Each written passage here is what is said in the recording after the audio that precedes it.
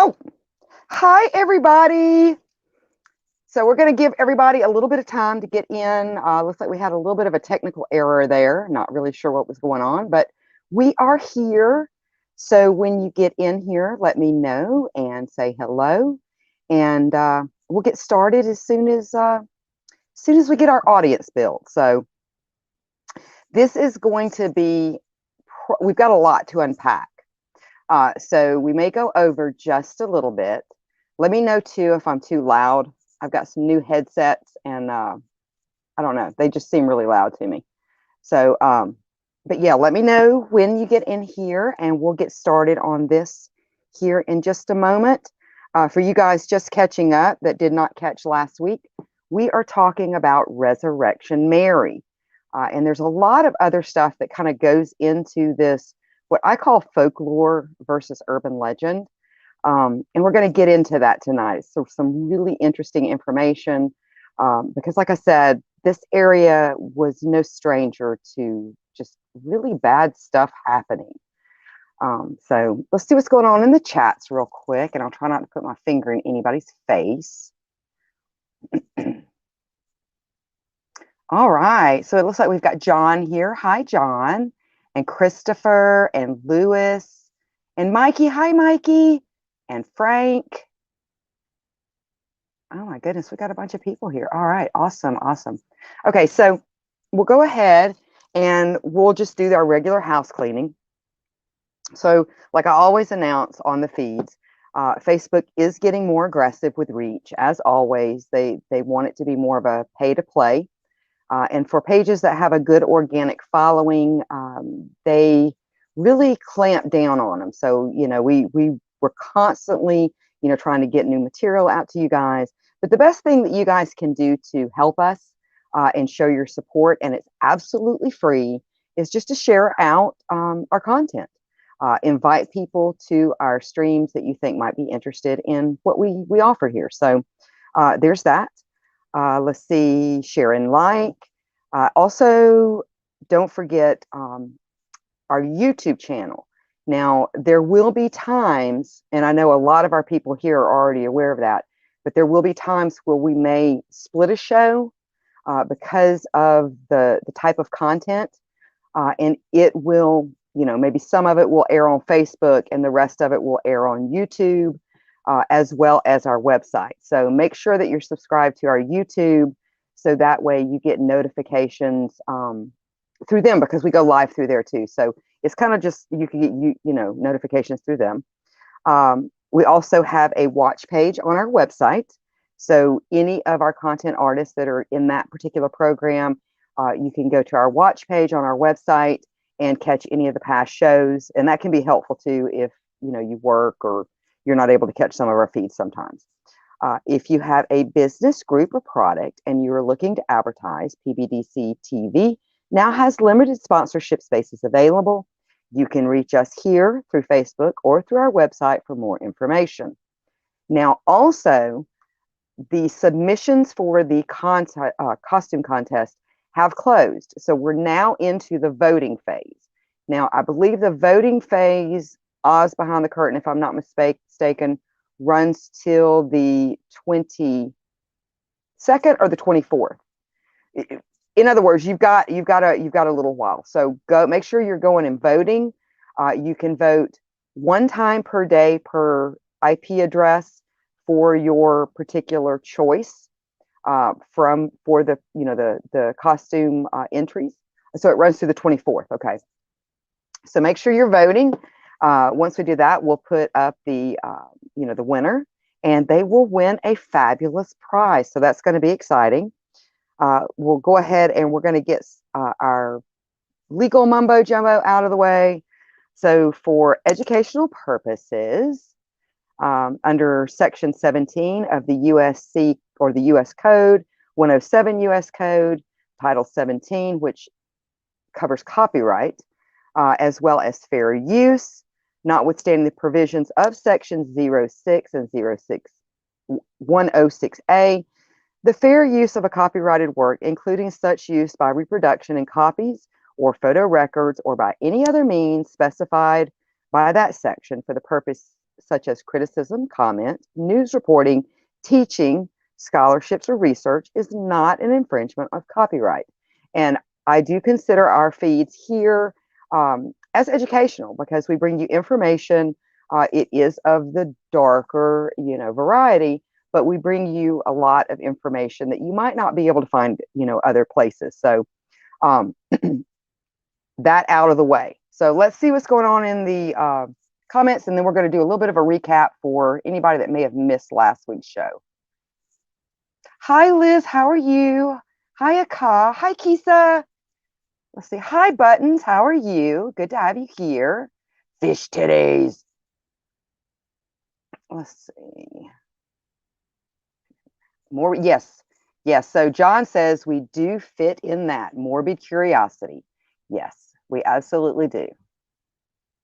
And it's interesting, it's not just the regular running through the field of daisy stuff, you can find everywhere. So, all right, let's see. And then Mikey asks, is Resurrection Mary like Proud Mary, rolling on the river?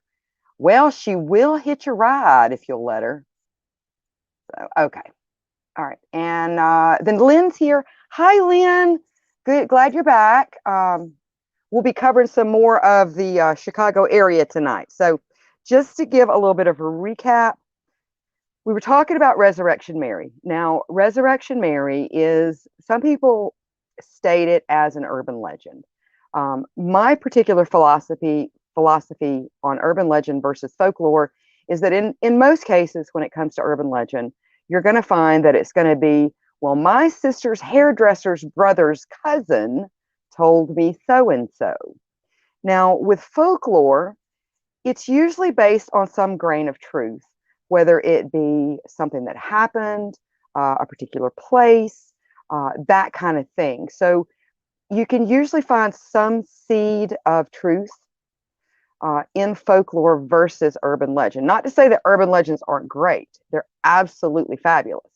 And a lot of, and I guess maybe the reason Resurrection Mary is considered, or a lot of people refer to her as an urban legend, is because she does fall into two different categories. She falls into the Vanishing Hitchhiker, which has gone back over 2,000 years. It's a very, very old story.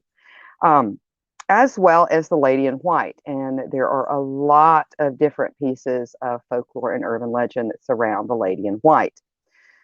Now, we also went over some of the factual things as far as what Resurrection Mary could be based on. We covered one possibility, and they both fit in their own special way. One possibility could have been based on what happened with Mary Begovie. She died in 1934 due to a possible hit and run, as well as Anna Marja Norcus, also referred to as Mary. She died in 1927 from a car crash. Now, Norcus actually was not that far in relation to Resurrection Cemetery when her father hit, basically, it was like a hole A very, very deep hole caused the car to roll over. She got thrown out and the car rolled on top of her. The thing with her, though, is that she was 12, I believe, almost 13. So, there's some differences there. We also discussed, was Mary, or is she considered like a singular specter? Or is she more of an embodiment of loss? We also talked about, is Mary an active specter entity as far as being cognitive, like operating on her own volition, or could it actually be the place or something that might be mimicking as something else? And that's what we're going to get into tonight. And because, like I said, this area has just had so much going on from way, way back. So let's see what's going on in the comments real quick, and then we're going to try to unpack this because we've got a lot here, a lot. All right, let's see. Yes, you were just quoting CCR, weren't you? Oh, Proud Mary, keep on burning. I love CCR. All right.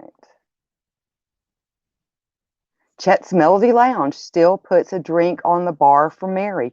That's very cool, Lynn. That is very, very cool. All right. Okay. So I'm glad you guys are chit-chatting in there. I always like when we have a chatty crowd. All right, so we're going to kind of weave in and out of this a little bit. So Resurrection Cemetery is one of the largest cemeteries in North America. It encompasses over 540 acres and is shaped like a huge isosceles triangle with over 152,000 graves, not counting the 5,300 crypts in the mausoleum.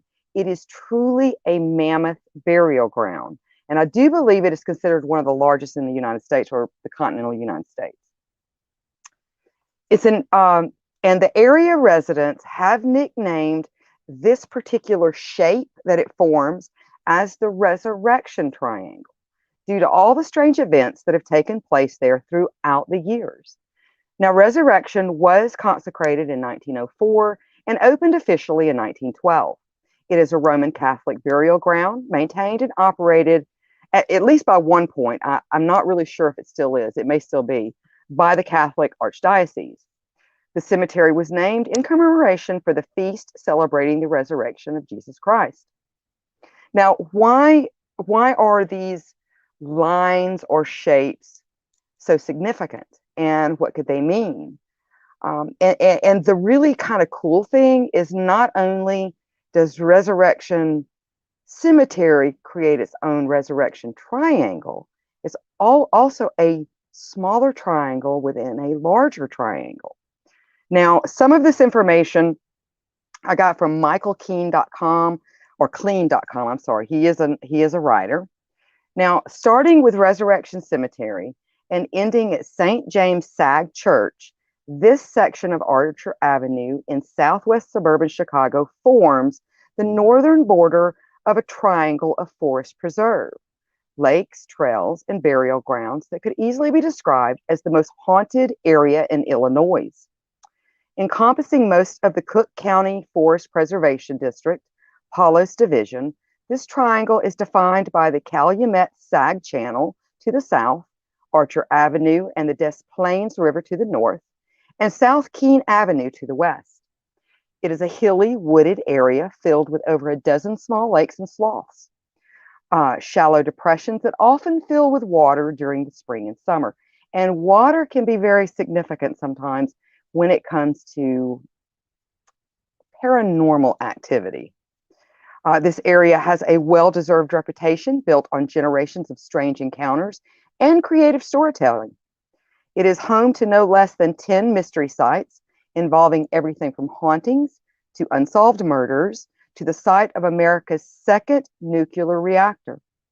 These locations dot the area on either side of Archer Avenue, with the majority falling inside the boundaries of what is known as the Archer Avenue Triangle. To understand why these triangles or lines of power are so significant and how they play a part in the land in this area, one must go back. Now, this particular information I did kind of abbreviate from chicagoist.com.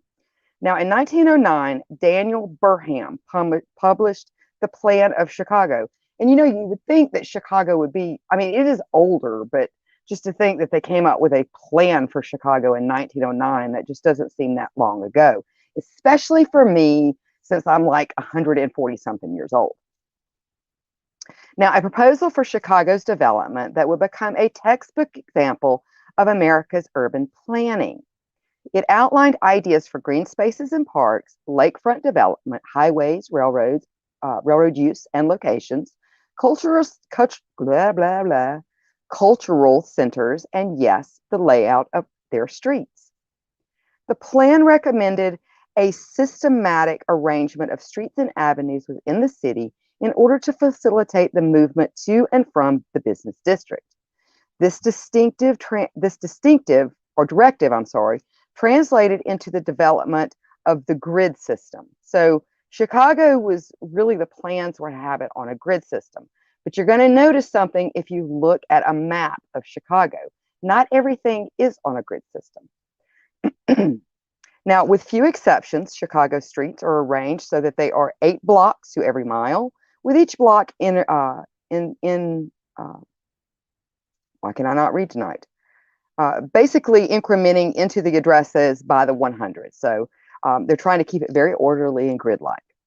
Now, so we know Daniel Burham's plan for Chicago was all about the grid system, but we are going to concentrate on the diagonal streets. Where diagonal streets are part of the plan, or did they evolve later, and why? We can't blame Burnham. It turns out that most of Chicago's diagonal streets were originally Native American trails. Now, Milwaukee Avenue, which was originally West Plank Road, for example, was once a buffalo route that led to the Chicago River. Eventually, settlers moved in, kicked the Native Americans out, and started building taverns along the trail. These diagonal paths in the city became plank toll roads, and then finally regular streets that served as some of the major arteries of Chicago. And when I say trails, these weren't like little meandering trails like a lot of us think of, when we go in the woods, which may have originally been started by like animal trails and things like that. Some of these could have been anywhere from like 5 to 6 feet wide or larger. Like these were main artery trails that the indigenous people of this particular country used for probably hundreds of years. And we're going to kind of get into that and get into kind of ley lines and things like that, because there are some thoughts that kind of part of the whole ley line theory is that humans walking, you could actually create an energy path. Especially depending on what type of rocks and things like that. If there's water nearby, which there's a lot of water in this area, that in theory, ancient man could actually create certain lines of power because they're going to absorb, different things that are going on. They're constantly being traveled. And since, we're made of energy and energy is all around us, that in fact, some theories think that you could create your own lines of power over a certain period of time.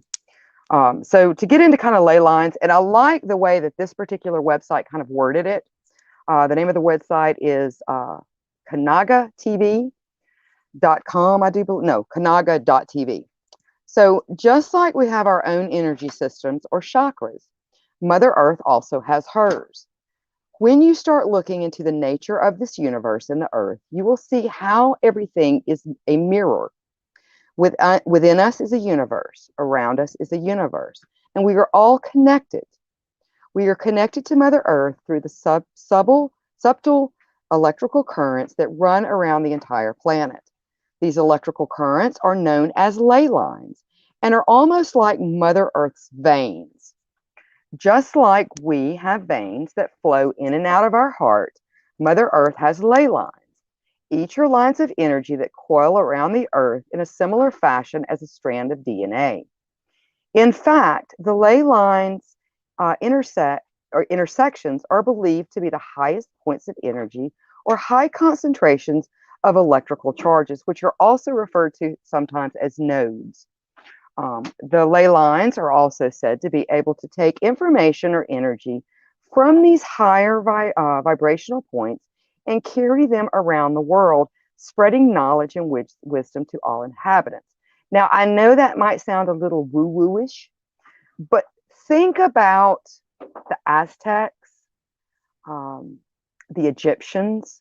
You know, there's a lot of things that have happened in like prehistoric and ancient times back in antiquity to where certain concepts seem to spring up at the same time. So could, in fact, these lines actually be lines, you know, that could send information? I know for one thing, you know, and I know this is kind of sort of on point, but like when I'm not feeling well, which, you know, a skeleton is, you know, it's hard to keep this, you know, this shapely skull together, but try going outside when you're not feeling good, barefooted, and just standing in the dirt. I think it makes you feel better. It really does. You know, a lot of people refer to that as grounding. So, you know, is there something to it? I am not going to say there's not. Now, these intersecting points along the ley lines are also coincidentally home to some of the most sacred temples and monuments in the world, including the ancient pyramids, Machu Picchu, Stonehenge, and Angkor Wat. I'm assuming that's probably Asian. When you look into advanced civilizations like the ancient Egyptians, it is clear they seem to understand the energy and the power of ley lines. In fact, most ancient cultures around the world seem to have some understanding of these lines. In China, they are known as dragon lines. In South America, the shamans refer to them as spirit lines.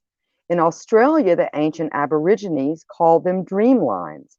And in the West, they are referred to as ley lines. And we talked a little bit again about what I refer to as walking lines or walking ley lines that could be more in line with human creation, like humans could have created them over time, just through pathways. And so a lot of the area around Chicago and these diagonal streets, these were paths that the indigenous people used for a very, very long time before Chicago was even a concept. So let me see what's going on in the comments because I have a whole bunch in there. And then we're going to kind of get into what's going on in the particular area around Resurrection Cemetery.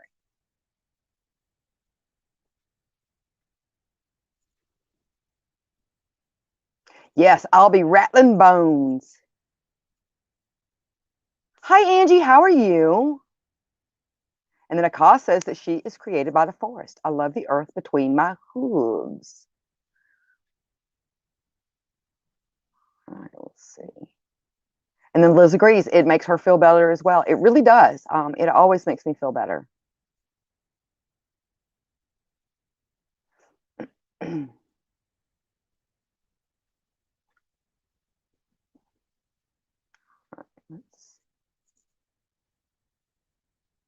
No, not the song that never ends. No. And then Lynn says a lot of the Native American trails were built on ley lines, or did the trails create the ley lines? Exactly. And that's some of the theories around that. That there may be certain just naturally occurring ley lines or lines of power, or as this particular posting referred to as like Mother Earth's veins. You know, her veins of power.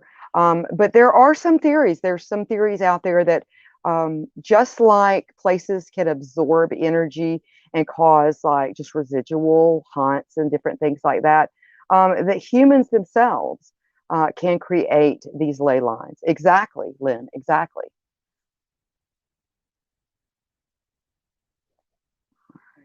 Let's see. Yes, angled streets are built on Native American walking trails. Yes. And then Hexa says that he lives vicariously through the people he possesses. All right, just want to make sure that I haven't missed it. Oh, is Nadine here? Hi, Nadine, if you're in here. Okay. All right, so I think if I missed your comment, I do apologize. Like I said, we've just got a lot to unpack here because we've got three really interesting stories I want to make sure that we get to tonight. Because I had enough for two episodes, but not quite enough for three. So I'm going to try to pack it all in this second episode.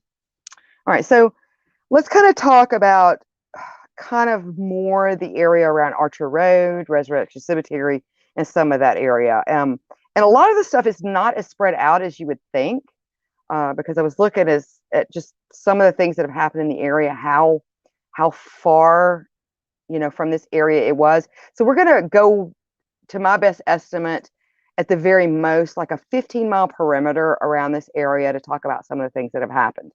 But a lot of stuff is really close. All right, so the intersection of Whacker Drive and Michigan Avenue in Chicago's Loop was once the site of Fort Dearborn.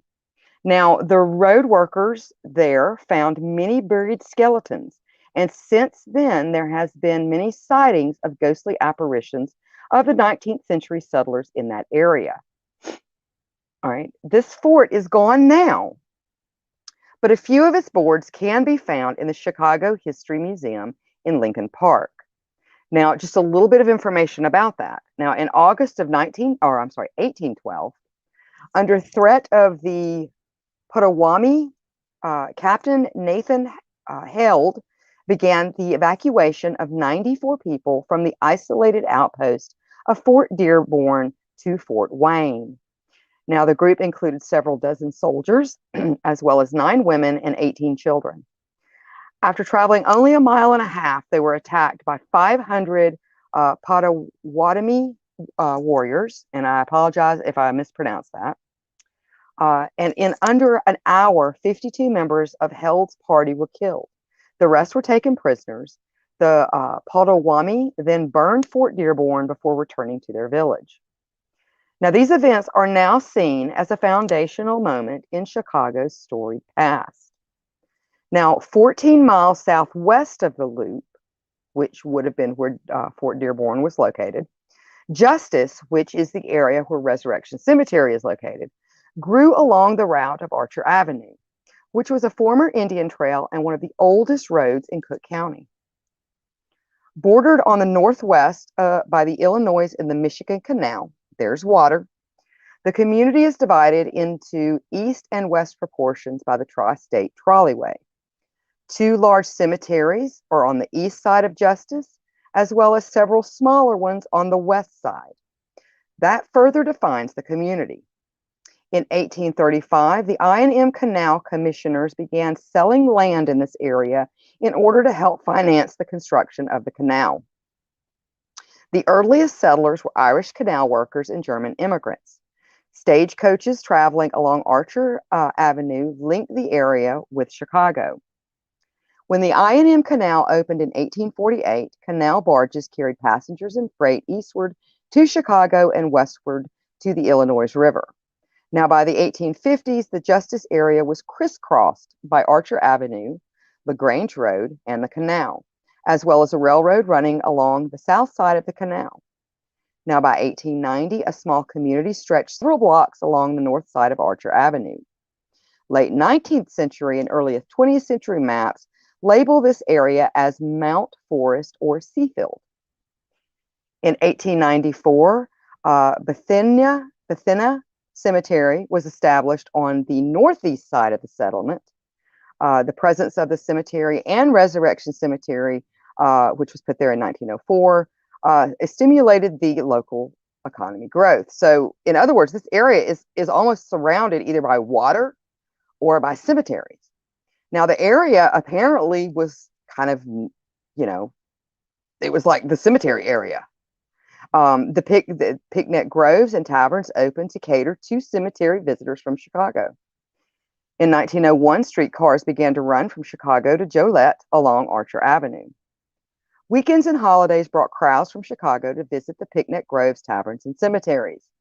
3 monument companies supplied headstones, which makes you wonder, was it like granite in that area, or what type of, what type of mineral compounds do they have in that area? Um, in 1911, the residents voted to incorporate as a village. Now, the source of the name Justice is really unclear. I couldn't find a lot of information on that. But the original boundaries of the village zigzag around Archer Avenue.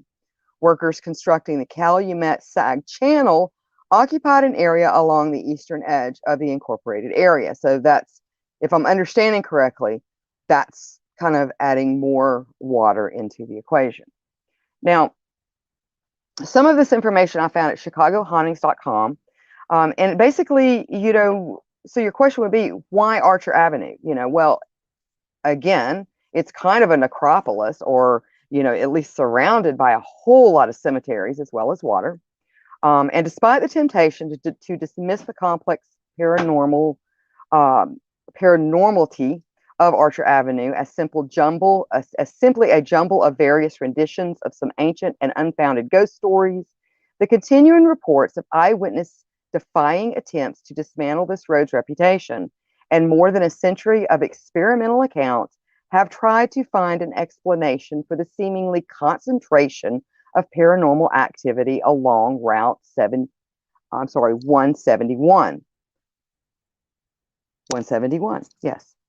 Archer Avenue was originally one of a number of Chicago areas, like I said, old Indian trails, accordingly, and have long wondered if the road may be an American example of a ley line. So, there is the thought that it could very well be on a ley line.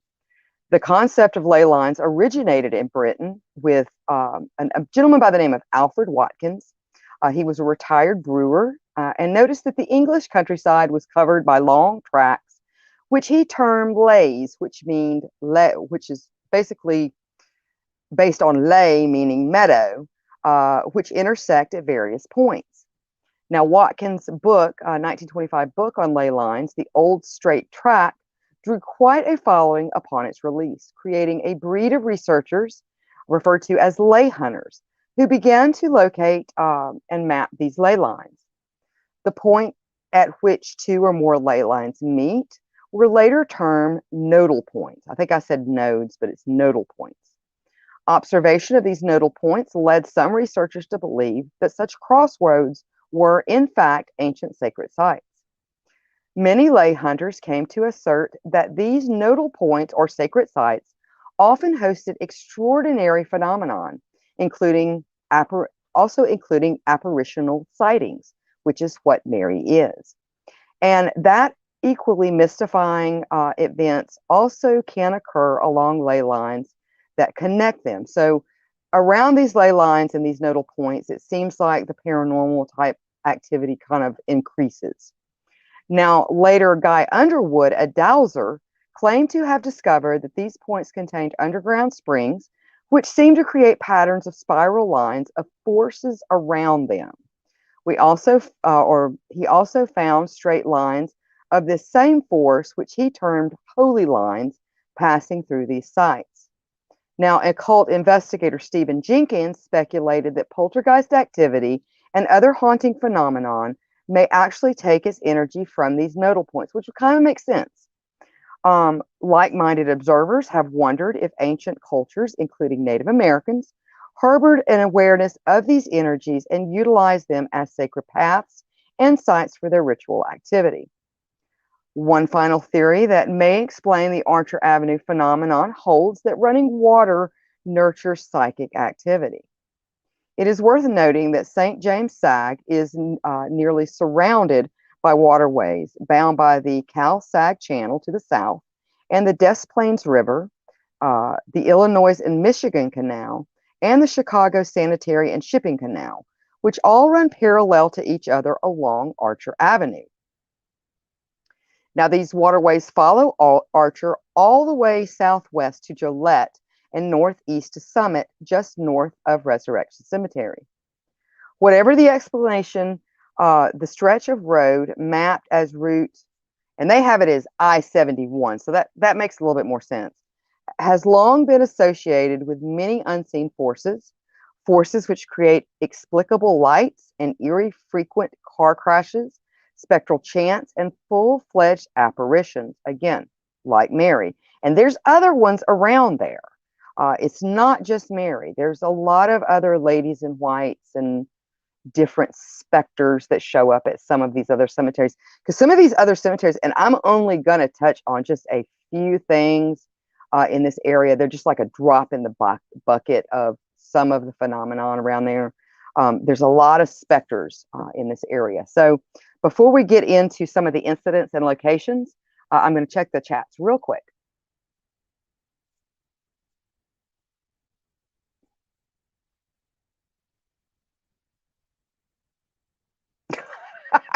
So Nadine says, I'm a lay hunter. I'm hunting for a lay. Let's see. Google lay hunter. I dare you guys. Oh my goodness. Lay potato chips grow naturally in England. What? Let's see. Lynn says, I need to make a YouTube video using the photos while I do voiceover.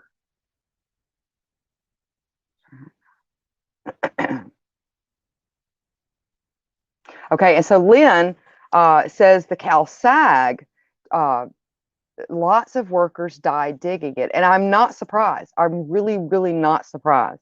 When we get into some of the things that I've got here, I'm not surprised. Hi, Roots Bleed Red. And then Mikey said, I see some chaos bunnies. I see trouble on the way. I feel Miss Grossman a coming. Oh no. Oh no. I'm surprised they have not poked in on us yet. Because, you know, they like to show up like that.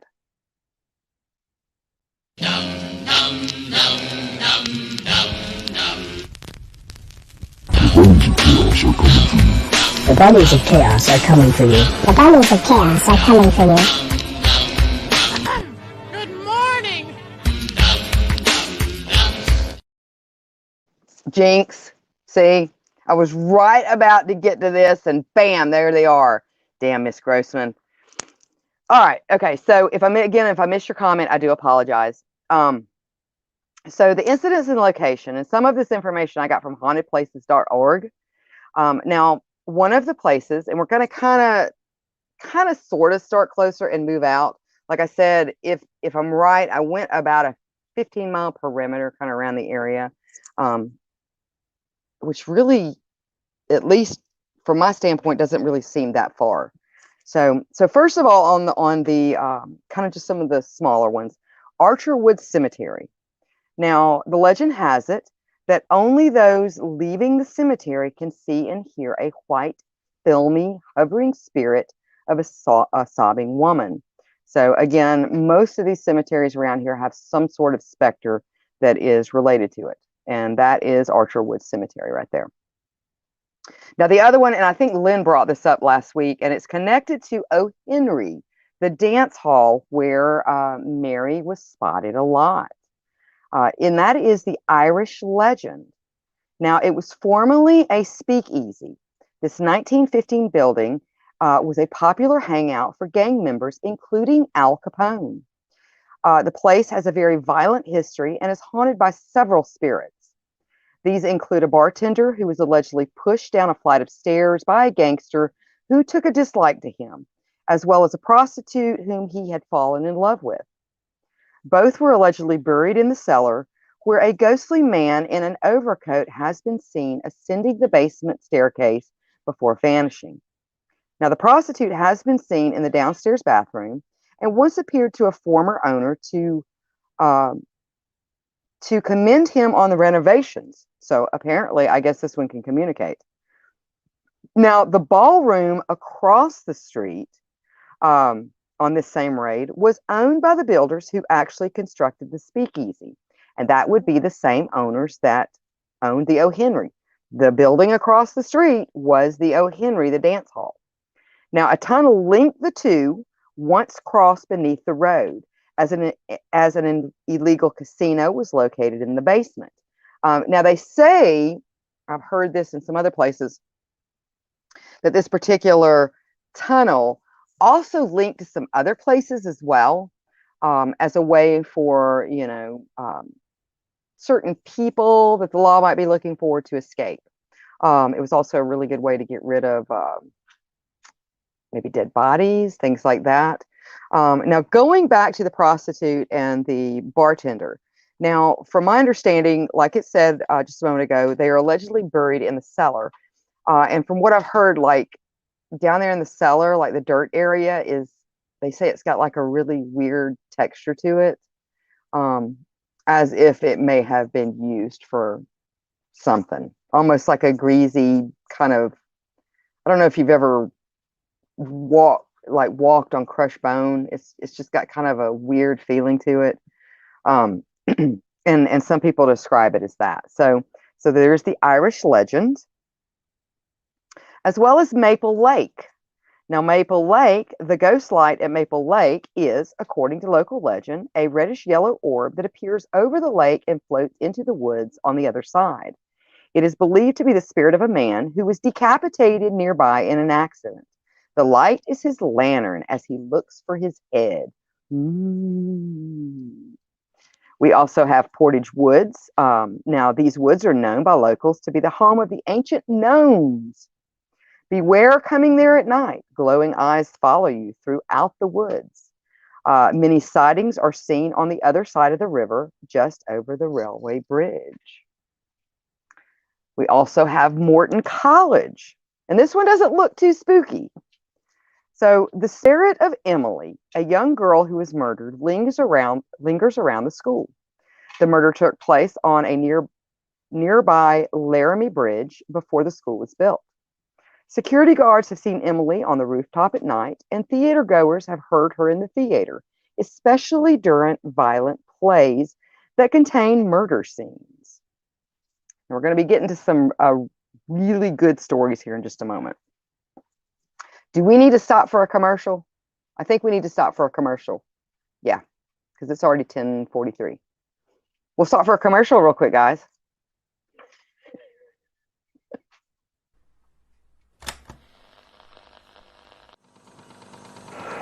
This is Mikey from Out of the Ordinary, and you're watching PBDC TV.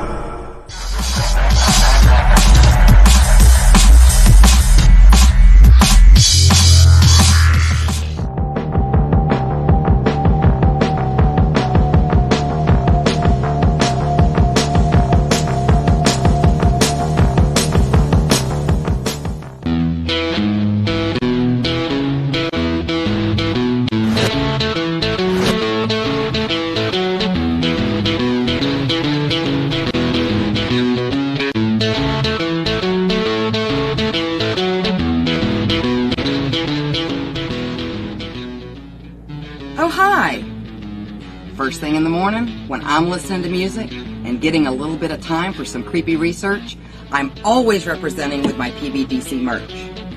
What a better way to have a cup of coffee in the morning.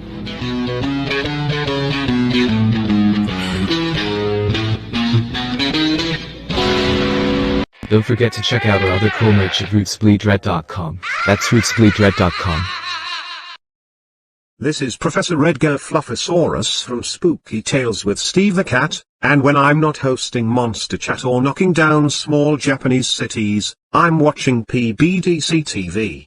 Now back to the show. There's all those weird people again.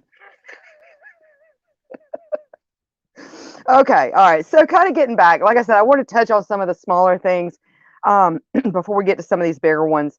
Now, like I said before, the area is also just not really a stranger to just bad things happening, really bad things. So you also, in this small list that I have, you have the Green Hornet trolley disaster site. Now, at this site, 33 people were burned alive when a trolley collided with a tanker carrying gasoline. Good God. It is believed that the victims may still be there, reliving that fateful day. So just kind of, I guess, like a residual haunt. You also have the Midlothian Turnpike. Now, drivers on the turnpike have reported phantom cars and trucks that appear suddenly, causing the drivers to swerve. Phantom gang activity also has been seen, involving a car chase full of gangsters shooting at each other with Tommy guns, which would kind of be fascinating to see. Some drivers have collided with these ghostly vehicles, even hearing shattering glass and tearing metal. But when they get out of the car, they are startled to find the other vehicle gone and no damage to their own car. Now, one of the reasons they do believe that certain sections of the Midlothian Turnpike does have activity is because it runs through an extremely haunted cemetery. And that would be, for some of our kind of seasoned paranormal people, the Bachelor Grove Cemetery. Now, beginning in the 1970s, visitors have seen orbs, apparitions, phantom vehicles, and this one always makes me giggle. They even see a floating, shrinking, and vanishing phantom farmhouse. So I don't really know what that would look like. If it's like floating and shrinking and vanishing phantom farmhouse, I'm not sure, but it sounds amazing. Now, people have reported seeing a mysterious black dog, as well as figures in monk robes have also been seen. Investigations by ghost researchers have turned up ghostly images and electronic voice phenomenon. Apparently, this place is supposed to be extremely active. Now, also in this area, you have the famed Holmes Death Castle location. It is now a post office, or now in that area stands a post office, on the former site of the Holmes Death Castle or Murder Castle, built by serial killer H.H. Holmes. Now, the next one we're going to get to, I'm going to try really, really hard to not let my dark humor shine through, but it's going to be really hard. And I may or may not have added a few things in here, at least one thing. So, but let's see what's going on in the comments real quick, and then we'll get to this.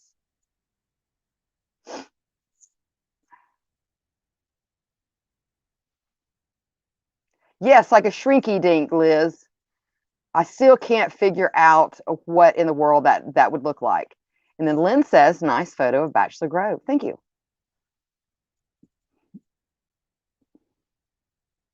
We need to do a PBDC commercial with the screaming guy. And then Roots Bleed Red says, we have lots of traumatic sites with traumatic events here in Cali, but I can't help but feel that other locations have more than we do. I don't know, you guys seem to like pick up a lot too with just kind of the heyday of the serial killers, you know, back in the late 60s and 70s and maybe early 80s. Yeah, it does sound like a horrific act. So wait till we get to this one, John. Yes, Professor Fluff. And then Lynn says the tunnel is collapsed now, but I have been to both ends. Oh, neat. You talking about at the Irish Legend? That would be amazing. All right. And then Akash said, is this about to be what I think it is?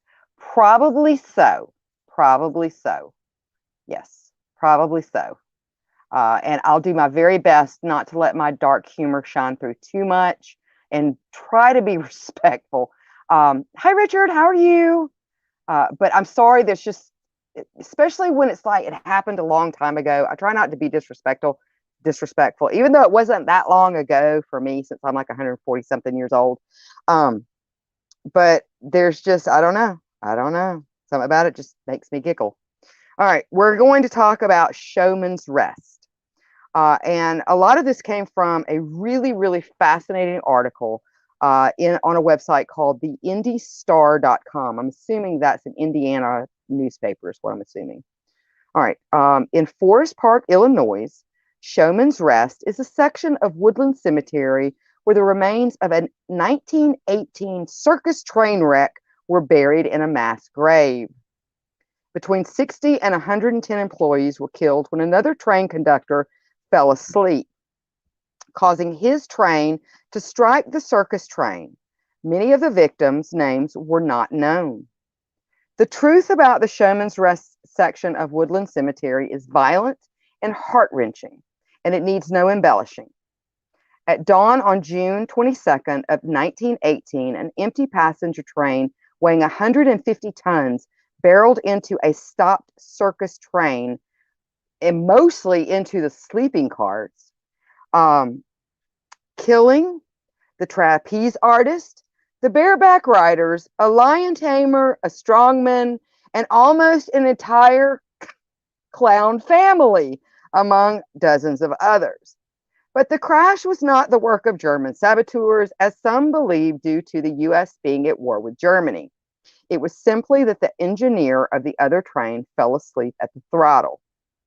Now, after a fire broke out, people trapped in the burning wreckage begged to be put out of their misery, to be spared the agony of burning to death. But there was no mercy killings. At noon, bodies were still being hauled from the mass. The Indianapolis Star reported 2 days after the crash, it was impossible to say that the things taken from the burning wreckage were human beings. The gravesite is unusual in that it contains the remains of 56 of the crash victims, each in its own coffin, but consisting of just one hole. It's a big hole, 35 feet by 24 feet, and only 5 feet deep, which just does not seem, it doesn't seem that deep to me, I don't guess. Many were burned beyond recognition and never identified, which is why so many headstones at Showman's Rest say unknown male and unknown female. Now, in 2 cases, it appears that at least their nicknames were known. One headstone says Baldy, another says Smiley, and another headstone suggests the survivors didn't know the person's name, but at least knew their job. 4-horse driver, it says. 3 clergymen officiated at the funeral, a Catholic priest, a Baptist minister, and the Reverend Colonel F.J. Owens, chaplain. Now, 1,500 mourners attended the funeral, including a clown named Big Joe Cole. Cole, his wife Stella, and sons Howard, 9, and Joe Jr., 2, were with him on the train. Now, Cole was thrown 3 from the wreckage. He was thrown right out of his clown shoes. I added that part, I'm sorry. In the crash, and survived with only minor injuries. His wife and children also survived the impact, but were pinned beneath the debris. In spite of his injuries, he labored hysterically to extract his wife and children until he was dragged away by rescuers. Train cars now in 1918 were made mostly of wood. Immediately after the crash, the wood, mangled and splintered, caught fire. Some victims who, like Cole's, survived the impact only to be trapped as the flames approached, begging the rescuers to shoot them. The rescuers were compelled to stand by helplessly and hysterical as they listened to the agonized screams of human beings slowly burnt to death.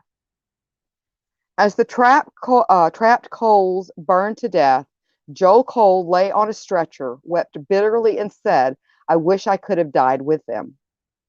Now, on June 25th of 1918, the Hagbeck Wallace Circus, which was the circus that got a whole bunch of them, killed, with many of the same performers who were just 3 days earlier had lived through the crash, resumed business as usual. The circus traveled by rail to Beloit, Wisconsin, where the show went on. Now, Big Cole did not make the trip to Wisconsin, but his life did go on. In 1922, he managed a vaudeville show called George White's Scandals, and later returned to clowning under the name of Coco the Clown, working mostly the Chicago area. He worked as a clown into the mid-1950s at children's parties and retail stores. Cole died in 1960, and the location of his grave could not be determined. Now, today, the section is still used for the burials of circus showmen, and the cemetery is rumored to be haunted. Locals say the sound of phantom elephants can be heard at night, though there are no animals that are buried in the mass grave. So, but they do say you can hear phantom elephants. I wonder if they're pink. So let's see what's going on in the comments real quick, and then we're going to get to the next interesting story, the straight out of Stranger Things story. All right. Let's see. I like Mother Delamore stories. Oh, let's see. Where was I at? Mother Delamore stories. She's always got good ones. Well, thank you. The stuff that my nightmares are made of. I don't know. I just seem to find them, I guess. Yes, I call honk honk. I wonder if when they got thrown, if they kind of went weak, I shame on me. Let's see. And then Roots Bleed Red says we have a couple of mass graves that we have found at a local cemetery here in Glenville. Yeah. Phantom honks. Oh. And then Maud says, as in life, the clowns are in death. From one clown car to one clown grave, ashes to ashes, dust to dust. If you don't take it out and use it, then it's going to rust. And then Lynn says, the name of the Whitener lady of Bachelor Grove is, I don't have that information. Bachelor Grove in and of itself, and I think there's just like a small lake, if I'm not mistaken, a small lake or pond that's nearby there, Lynn, that was it Al Capone or one of the other gangsters was known to dump a lot of his bodies in there. But Bachelor Grove in and of itself is kind of its own, like we could do a whole feed on that particular place. Yes, there were many clowns packed in the car. Hi, Jigs, how are you? And then Lynn says, a mass grave, one of several in Chicago. Yeah, we've got them here too. A lot of ours were due to yellow fever and different things like that. I know when I went to Savannah, one of the old historic graveyards there or cemeteries there, it was nothing but yellow fever victims or falling in the river. That was kind of like the only two ways it seemed like people died during that particular period of time. Either they got yellow river or they fell in the river, or maybe they got yellow fever and then fell in the river, or maybe they fell in the river and got yellow fever and then they died.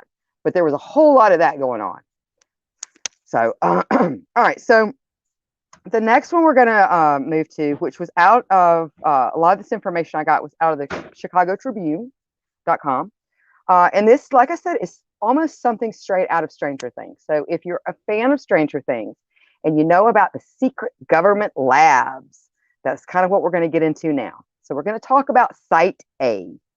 If you walk down the wrong path and then you're going to miss it. And if you visit too close to dusk, you might get lost trying to leave.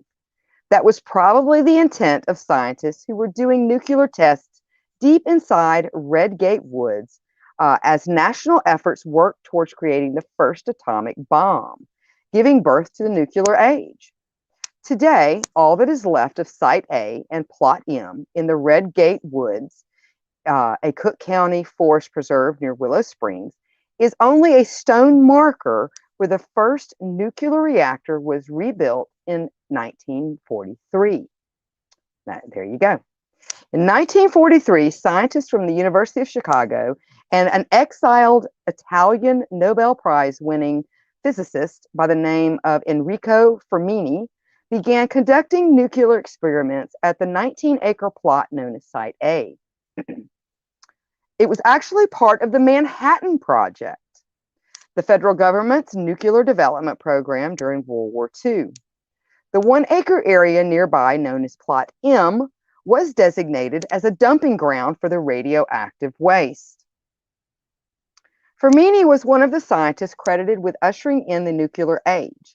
On December 2nd, 1942, and oversaw the first self-sustaining nuclear reaction on a squash court under the bleachers at what was then Stagg Field at the University of Chicago campus in Hyde Park. The nuclear reaction wasn't disclosed until more than a week after the United States dropped nuclear bombs in 1943 on the Japanese cities of Hiroshima and Nagasaki, effectively ending the war. The Tribune reported on August 17th of that year that the University of Chicago disclosed within security limits by a War Department report the part it had played in the creation of the two bombs. But before the public learned about Fermini's achievements, excuse me, I had a hair, the scientist and his peers moved their operation to what amounted to a small village within the forest preserve, where they had access to nearly all the comforts of home. The Army Corps of Engineers built the research facility for Fermini and his group, dubbing it Site A. Notably, Red Gate Woods, not Stagg Field, would have been the site of the first nuclear reaction if it hadn't been for a labor strike that left the building at Site A unfinished. Now, once the strike was over, the scientists moved to Site A with their reactor in early of 1943. This site was decommissioned in 1954 and cleaned up in 1956, or so they thought. But as the Tribune reported in May of 1990, the mystery of just where all the radioactive waste went and what exactly was disposed of was never really solved. So one may ask, if you have a nuclear reaction under the bleachers on a squash court in Stagg Field, what happened after that? Now, a discovery in 1973 hinted at lingering troubles at the recreation area. The U.S. Department of Energy ordered air and water testing after inspections at Red Gate Woods detected tritium, a radioactive isotope of hydrogen, in 2 of 5 picnic wells, at higher levels than what is typical for the environment.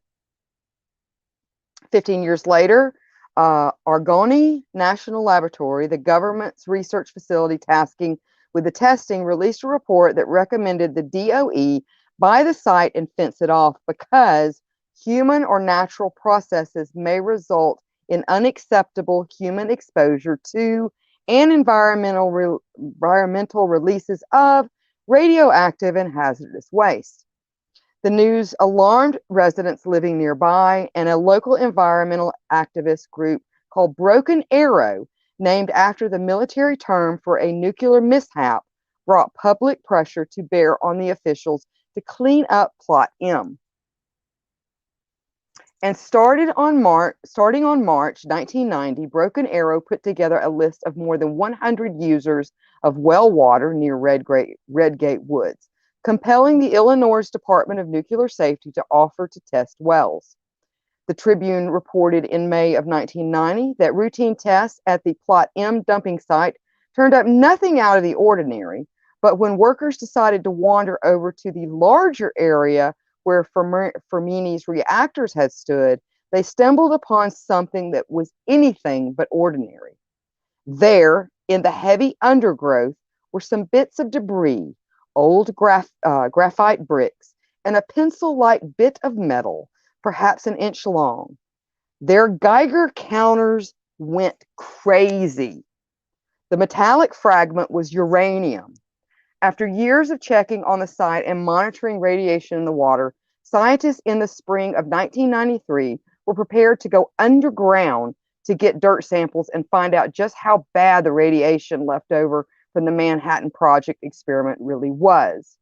The DOE committed about $3.4 million to the 2-year project that would effectively clean up about 540 cubic yards of dirt from Site A, but Plot M would be left undisturbed. The Tribune reported on August 16th of 1996 that studies showed leaving the materials alone at Plot M would be less dangerous than stirring them up. Eventually, the 500 plus cubic yards of hot dirt and debris were removed and transported to the DOE Hanford Nuclear Waste Site in Washington State, and Redgate Woods was reopened to the public in the fall of 1997. I still think I might be a little hesitant to visit that particular place. So let's see what's going on in the comments, and we're going to get to the last part of this because, like I said, I know we're going to go over just a little bit. And I'm going to get to one that a lot of you guys may have heard about because it's more of a true crime. Hi, Mike. How are you? And then Lynn says, Amelia has a very long, sad story. Took me 2 to 3 years of research to put it all together. I don't know that one. I would love to hear it, though. Yeah, it is a little reminiscent, Mikey, of Chernobyl, isn't it? And nuclear reactors do scare me as well.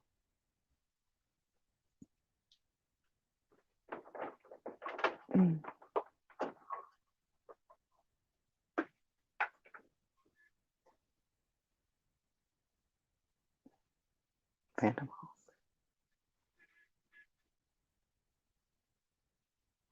All right.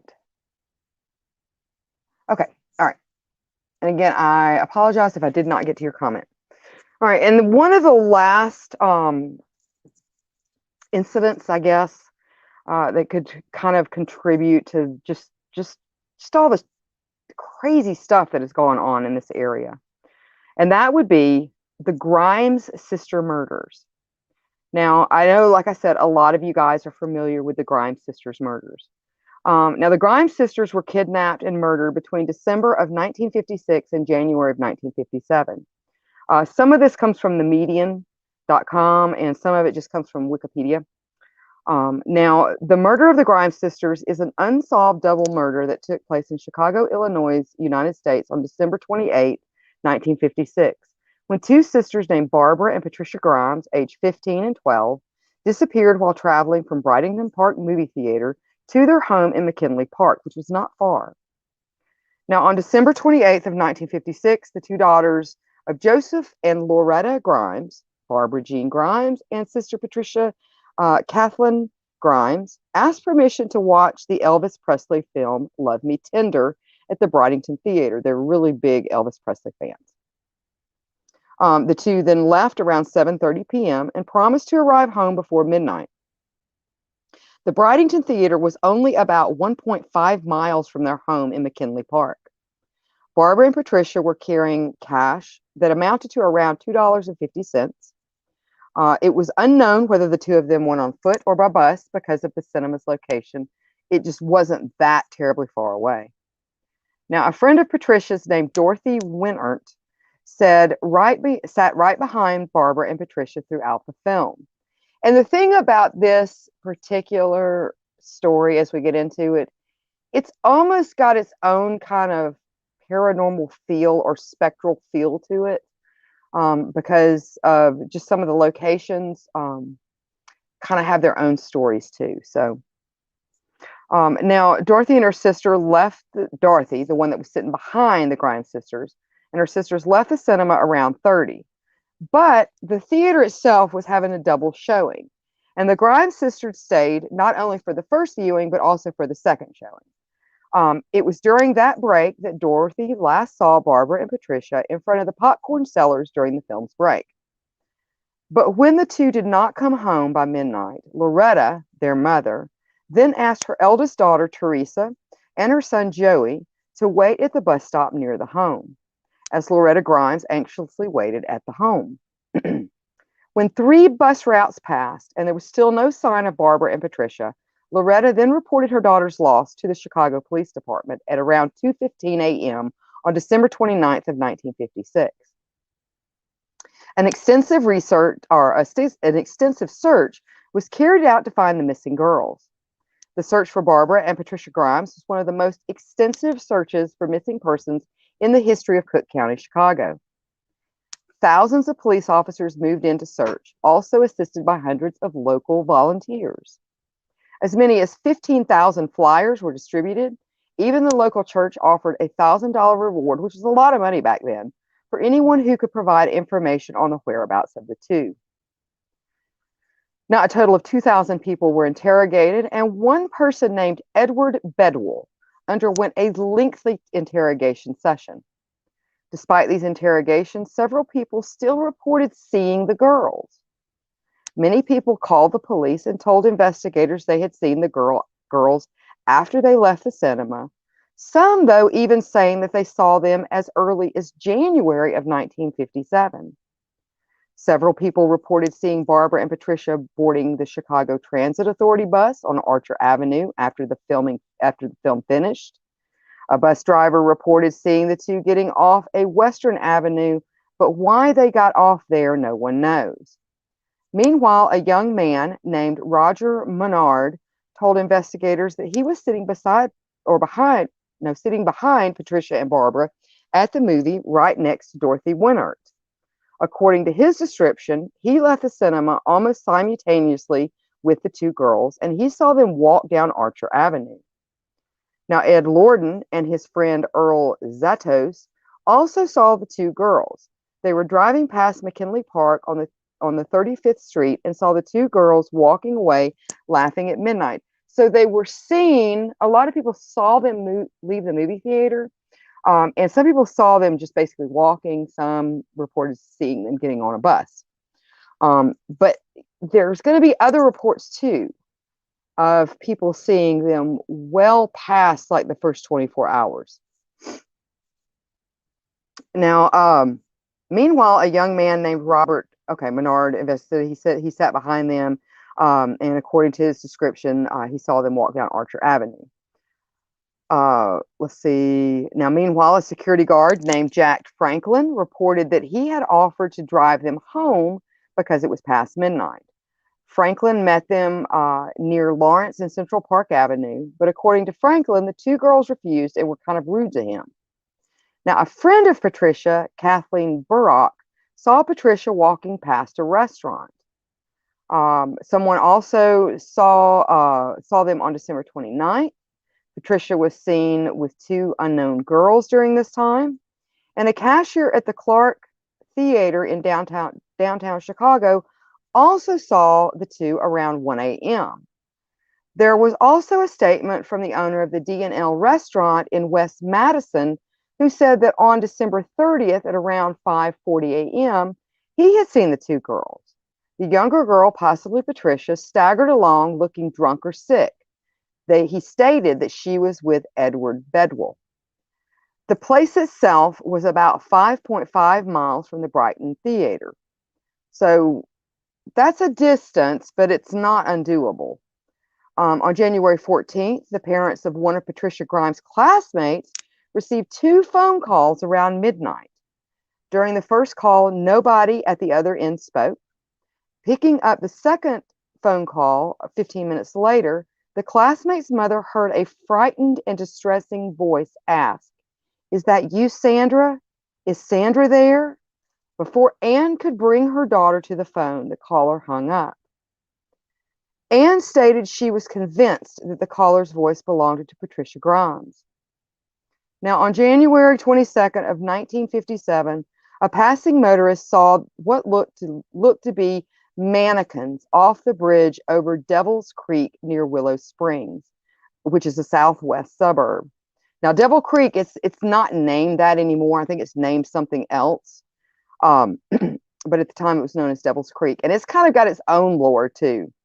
Now, authorities converged and found the girls' bodies sprawled out on the frozen ground. The naked bodies of Barbara and Patricia lay on the snow-covered ground just behind the guardrail. Barbara's body was seen with her legs slightly raised over her body, while Patricia was lying on her back with her body covering Barbara's head. There was no trace of blood or trace of assault at the place where they were found. Both of them were likely assaulted elsewhere, and their bodies were taken in a car and dumped there. 3 wounds were found on Barbara's chest, and wounds from blunt objects were visible on her face and head. Meanwhile, Patricia's body was found with many injuries and bruises on her face and body. Now, the girl's father, Joseph Grimes, was brought to the location to identify his 2 daughters.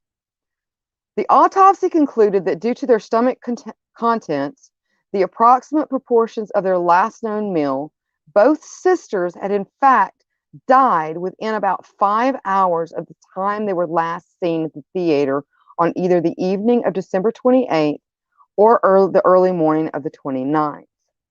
Now, however, Harry Gross at the time was the chief investigator for Cook County Coroner's Office, disagreed with the time of death. He pointed to a thin layer of ice found on the bodies of the girls as indicating that they had been alive at least until January 7th, since only after that date would there have been snowfall enough to react with their warm bodies and create the ice layer, let alone hide the bodies until their discovery. There were no obvious fatal wounds on either girl's body, and nothing to indicate that they had been drunk, drugged, or poisoned. Despite being very clean, a lot of those marks were eventually put off to like animal perdition and rodent bites, including 3 puncture wounds on Barbara's chest that may have possibly come from an ice pick. Now, it was also later revealed by authorities that Barbara at least had likely had some sort of sexual relations around the time of her death, but no evidence of forcible molestation was found. The immediate cause of death was given as secondary shock resulting from the exposure to low temperatures. Now, while there were several suspects, Benny Bedwell was the prime suspect. He was a 21-year-old illiterate drifter from Tennessee who allegedly bore some resemblance to Elvis Presley. According to the owner of the D&L restaurant where Bedwell had worked as a dishwasher, he was there with the Grimes sisters on the morning of December 30th of 1956. Bedwell was booked on murder charges January 27th of 1957 after signing a confession stating that he and another man were with the Grimes sisters January 7th, and after 7 days of drinking at West Madison Street saloons, they fed the sisters hot dogs and beat them to death for refusing their further advances before discarding the bodies on January 13th. Now, he later withdrew his confession on the grounds that he had been coerced, excuse me,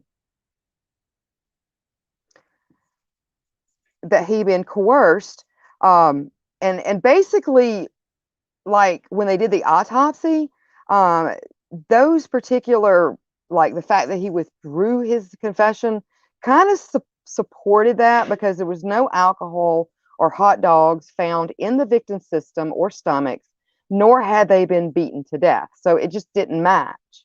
Bedwell also had clocked in at the Ajax Consolidation Company, his place of employment, from 4:19 p.m. on December 28th of 1956 to 12:30 a.m. on December 29th, covering the time period of when the girls were likely abducted and murdered.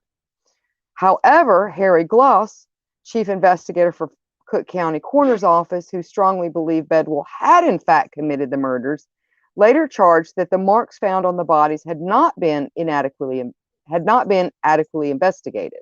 He further theorized that they were evidence that the sisters had been beaten, and in tandem with the evidence of sexual activity, were thus in line with Bedwell's claims.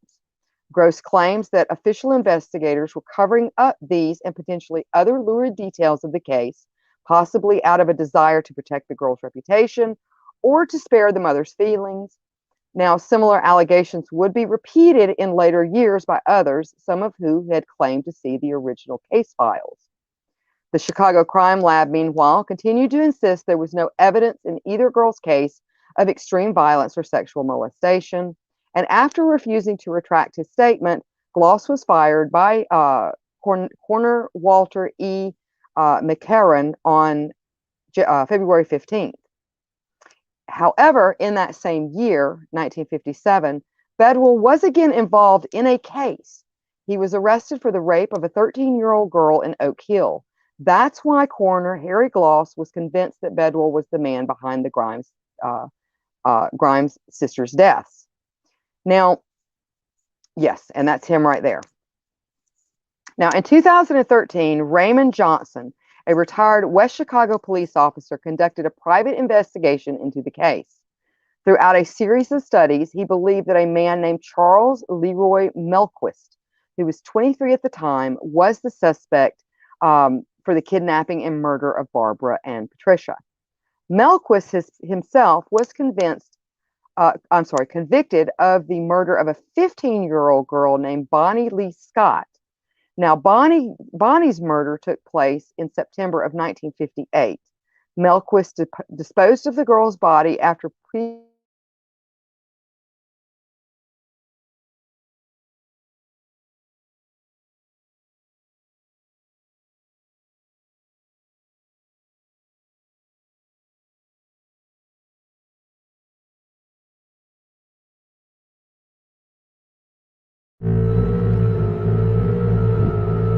This is Mr. Applewhite speaking. Do not attempt to adjust your device. There is nothing wrong with it. I am here to deliver a message. Join Psycho Bunny Death Cult in our anti-censorship campaign. Free your mind. Free your head.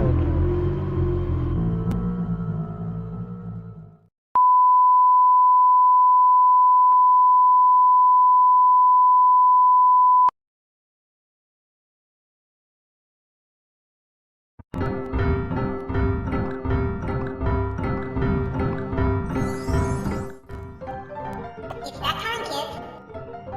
Hold on to your heads. Join Psychomantium 13. Each week for thrills, chills, and a horrific good time. Don't lose your heads. Join Psychomantium 13 and enter the weird.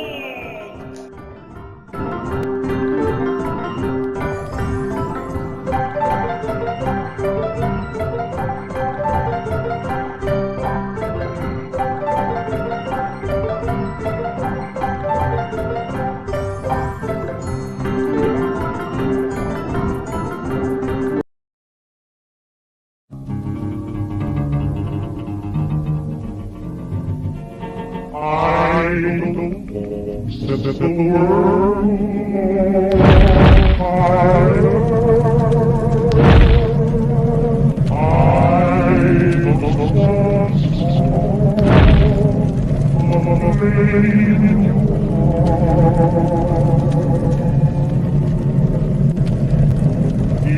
my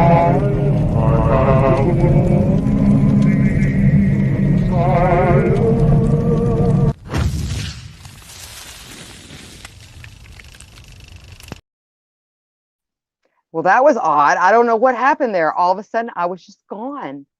All right, so we're going to go ahead and wrap this up. Like I said, this is the last one, but just a lot of stuff going on here. Now, this particular gentleman by the name of Charles Leroy Melquist, now he was convicted of the murder of a young girl by the name of Bonnie, and her body was disposed of after previously being decapitated. Bonnie disappeared for 2 months before being found. Her body was found within 10 miles of the discovery of the bodies of Barbara and Patricia. Now, a year before Christmas, the Grimes sisters were murdered. 2 brothers and their friend had also been murdered just a mile away. Just like the Grimm sisters, the boys had gone to see a movie and had never returned home. Their bodies had also been stripped bare and dumped at the side of the road. However, the boys had obviously been beaten, which is a stark difference from the bodies of the Grimes sisters that were barely marked. This murder case against Barbara and Patricia Grimes still to this day remains unsolved. But I did find it fascinating, kind of going back to just kind of the whole feel of the area, as that these girls had been seen even after they may have possibly passed away. So I find this whole area just really, really fascinating.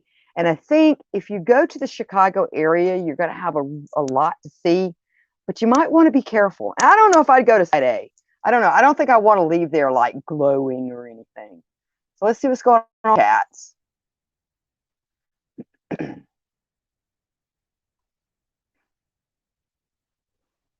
All right.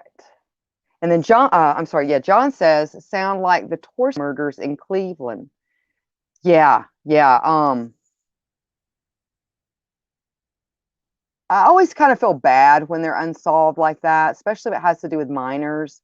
Because those kind of people, you really want them to get theirs. You want whoever did that to them to get theirs. But there was just a lot. Back then, I guess it was so hard to really find out who they didn't have the forensic type stuff like we've got now. So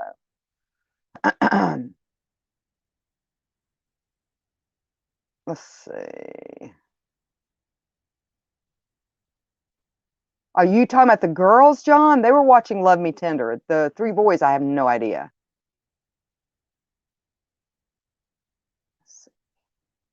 And then Liz says, I used to live near a nuclear power plant. When you purchase a house near one, at least as close as I lived, you have to sign a paper that states, in case of a meltdown, you acknowledge that you are too close to get away in time. But at least it would be like instantaneous, or at least you sure hope it would be instantaneous. And then Lynn says, a horrible tale here, the Grimes sisters. Yeah, it really is. And there's a lot that kind of goes in, and I didn't really go into it because, again, the Grimes sisters are kind of like a whole stream on their own. But there was possibly some connections with a house that was across the street from the area where they were found, and whether it may or may not have somehow been connected to either maybe where they were murdered or where maybe the murderer lived, or something along those lines. Now it was eventually torn down, but there's also like a ghost car that is seen on this road.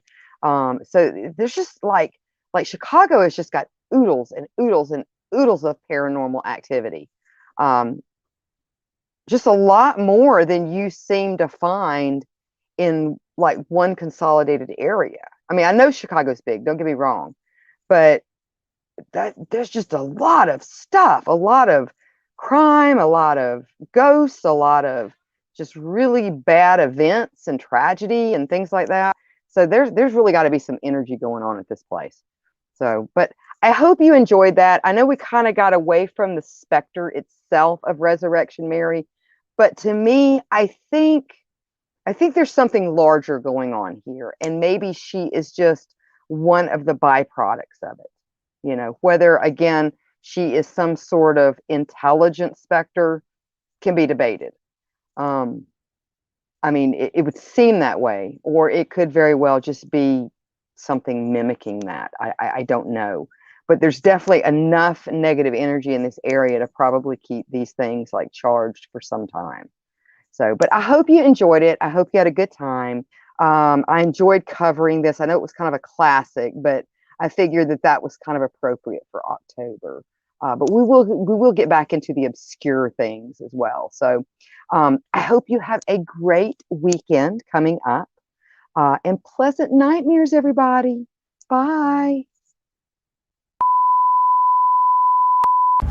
This is Mr. Applewhite speaking.